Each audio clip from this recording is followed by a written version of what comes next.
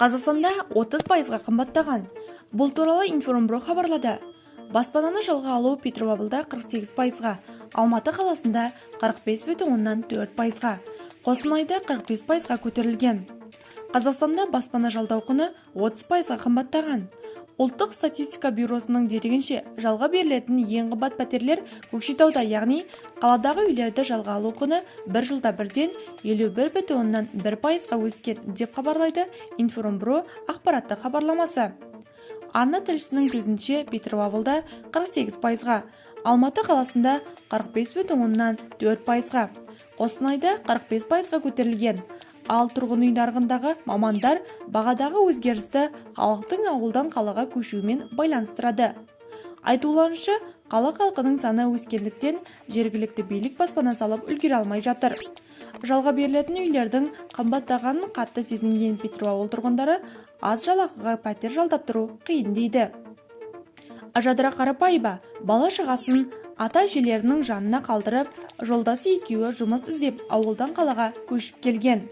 Басында баспаналары болмағандықтан қазір екеуі бір бөлмелі пәтердің өзін айына 100 мың теңгеге жалдайды. Қазір балаларымыз ауданда. Үй тар болғандықтан оларды қасымызға әкеле алмаймыз. Кем дегенде 2 бөлмелі пәтер керек. Ал жалдамалы пәтер шарықтап тұрған кезде өз баспанаңа қаражат жинау мүмкін емес. Тіпті жер үйлердің өзі қымбат, деді Петропавл қаласының тұрғыны Жадыра Қарапаева. Қаладағы студенттер де қымбат бағаға пәтер жалдап тұруға мәжбүр. Өйткені жоғарғы курстар студенттеріне жатақханада орын тапшы. Абылай Құрмаш 3 досымен бірге 2 бөлмелі баспананы алған. Бар жоғы 46 шаршы метрді құрайтын пәтер үшін айына 140 мың теңге төлейміз дейді. Жалдауға шәкіртақысы жетпейтіндіктен оқудан бос уақытта жұмыс істейді.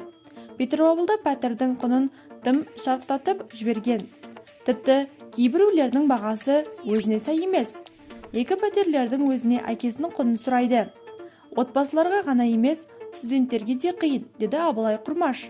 Риэлторлардың айтуынша, былтыр Ресейдегі мобилизация басталғаннан кейін жалға алу құны 2 есе шарықтаған, баға қайта төмендемеген. Оның үстіне халықты қолжетімді баспанамен, студенттерді жатақханамен қамтамасыз етпейінше жалдамалы пәтерлерге сұраныс арта береді дейді. Және ауылдық жерлерде жұмыстың жоқтығынан халықтың қалаға үдіре күшеюі де үй нарығында жағдайында өзгерткен.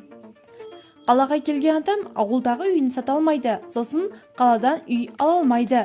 Сондықтан пәтер жалдап тұруға мәжбүр, дейді тұрғын үй сату алушының маманы Елена Бурдова. Айта кетейік, қазір бір бөлмелі пәтердің құны Қостанай, Петропавл қалаларында 100 мыңнан бастап 120 мың теңгеге дейін басталады. Көкшетау мен 3 ірі мегаполисте 120-130 мыңнан басталып 150-170 мыңға теңгеге дейін жетеді. Ал сарапшылар алдағы уақытта баға өспесе төмендемейтінін айтады.